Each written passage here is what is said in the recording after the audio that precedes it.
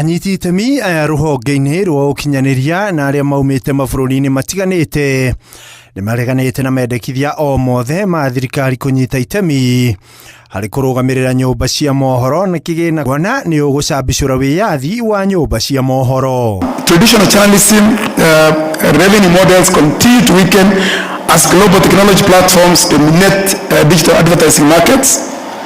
Funding cannot change irrelevance, and funding doesn't go to irrelevance. Even if you fund something that is not relevant, you will not go far with it. So it's not a money issue yet. Mogite thengia wa gũkorwo na moritũ ma kĩmbeca marĩa maumanĩte na wongerereku wa nenda cia ũkinyanĩria harĩ bata thirikari kũhe nyũmba ici cia mohoro wĩyathi gũtĩa andĩki a mohoro nĩguo kũhota kũrekereria mohoro atarĩ na kũguoyohio. Witnessing the consequences of eroding information integrity.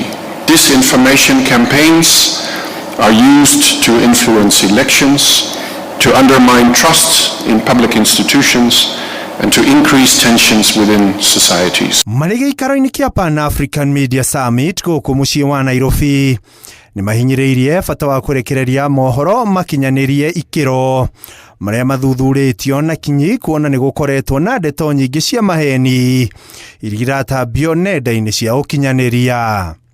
US as a media industry is to come in as a second stage to provide factual information, to provide verification.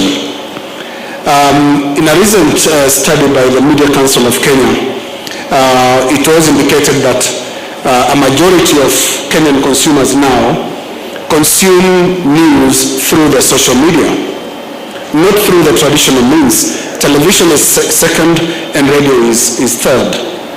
Kũrĩ ũguo makiuga umemerekia ũrĩ na ũhoti wa kũgacĩrithia ũigithia na kuoguo nyũmba cia mohoro nĩ ciũrĩtio kwaga kũrekereria ndeto njũru ta ciĩgiĩ bũrũri. It eliminates truth, amplifies marginalized voices, echo the voiceless voices, and accelerate development. Gĩikaro gĩkĩ no kĩrathiĩ na mbere gũkũ mũciĩ wa Nairobi.